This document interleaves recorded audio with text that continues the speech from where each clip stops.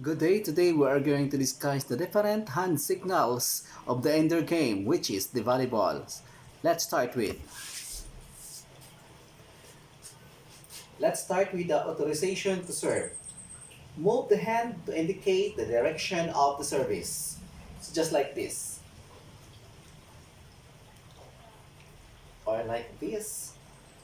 Like this. Authorization to serve. Next is team to serve. Extend the arm to the side of the team that will serve. Team to serve. Or team to serve. Team to serve. Next is the chains of cords. Raise the forearms front and back and twist them around the body. Chains of cord. Like this. Chains of cord. Next is the timeout. Place the palm of one hand over the fingers of the other. Held vertically, forming a T, and then indicate the requesting team. Timeout. Timeout. Okay, next is the substitution. Circular motion of the forearms around each other. Substitution. Substitution. Okay, next is the misconduct penalty. Show a yellow card for a penalty. Misconduct penalty. Okay, next is the expulsion. Show a red card for the expulsion. Red card for the expulsion. Next is the disqualification. Show both cards jointly for disqualification.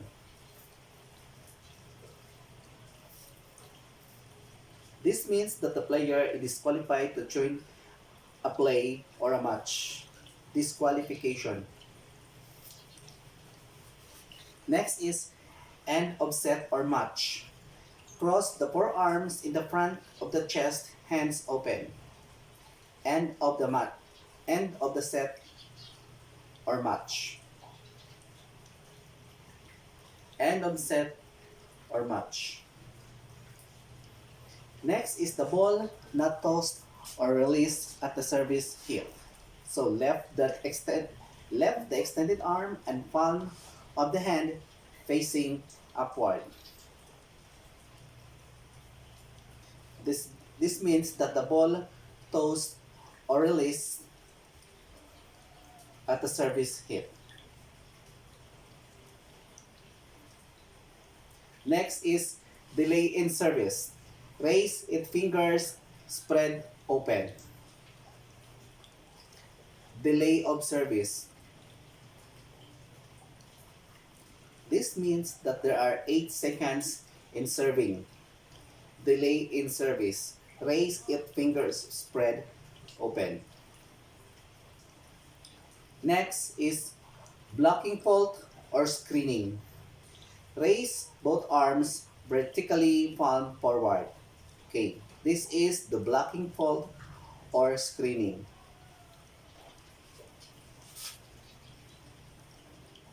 Blocking, fault, or screening. Next is positional or rotation fault. Make a circular motion with the forefinger. Or this means that there is a fault or mistake in the rotation position of the player. Next is the ball in.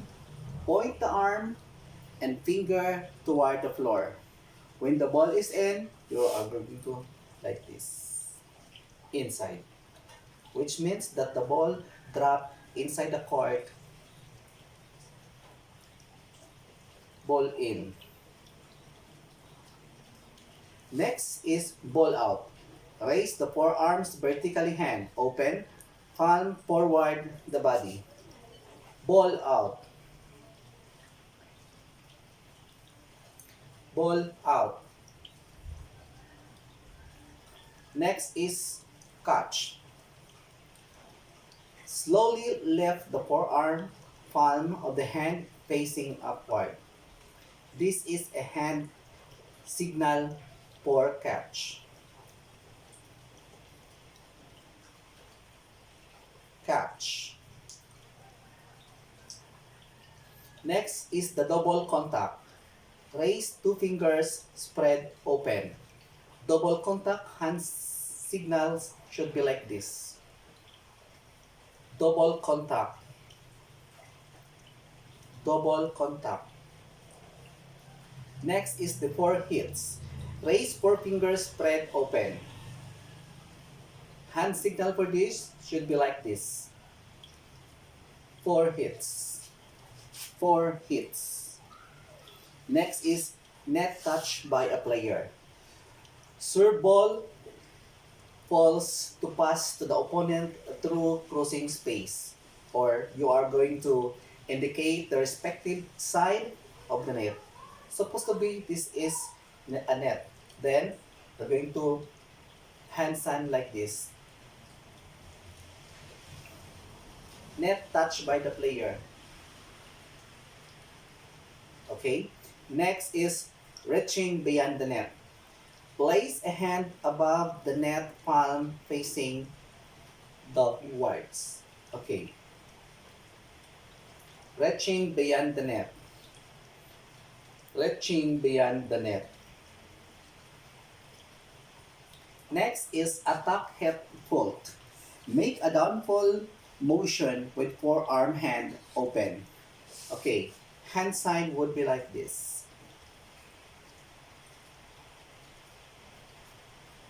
Okay. Attack, hit, fault. Attack, hit, fault. Hand sign. Okay. Next is the penetration into the opponent court. Point to the center line to the respective line. Okay. Just like this. This means that the player penetrated into the opponent court or crossing into the other court. Penetration into the opponent court. Okay, next is the double fault and replay. Place both thumbs vertically. Okay. Double fault and replay. Hand sign. Double fault and replay. Okay.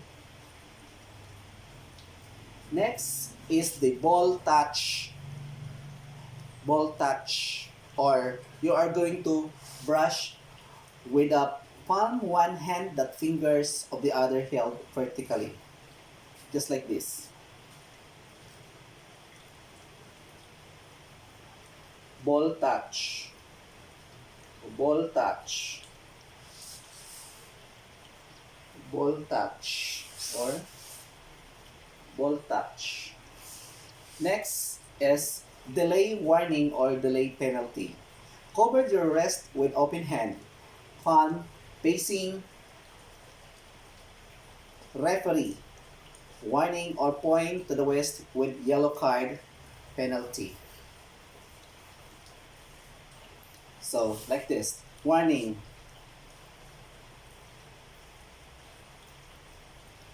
Warning. And then, get a yellow card. And then, like this. Penalty. Penalty. This hand sign is applied in a delay warning or delay penalty. Next is the illegal contact or use in co-ed competition.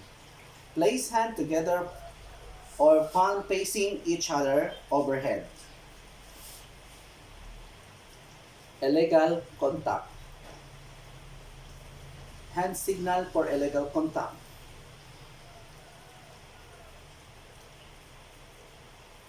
Okay.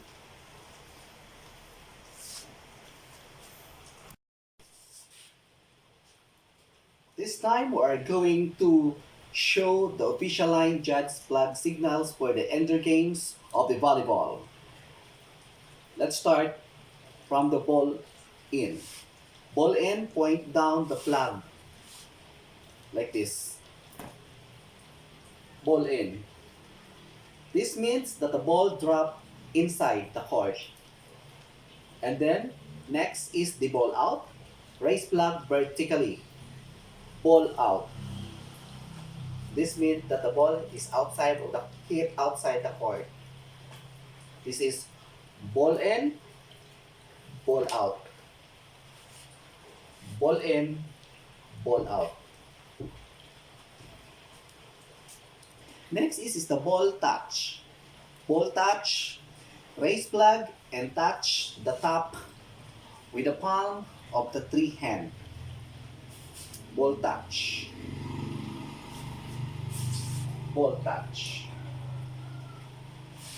Hand signal for ball touch should be like this. This means that the ball is outside but touched by a player. Ball touch. Ball touch. Next is crossing space ball. Ball or touch an outside object or put fault by any player during service. So you are going to wave your flag over the head and point the antenna for the respective line. Okay, hand signal should be like this.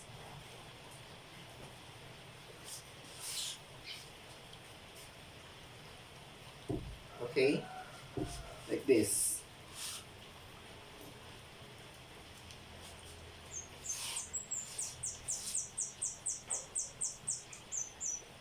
Okay, this is crossing space fault ball. Next is the judgment impossible. Raise and cross both arms and hands in front of the chest. Okay, hand signal would be like this. This is judgment impossible. Judgment impossible. So that's all for today, ladies and gentlemen. That was the different official hand signals and official line judge flag signals for indoor games of the volleyball. Good day and keep safe always.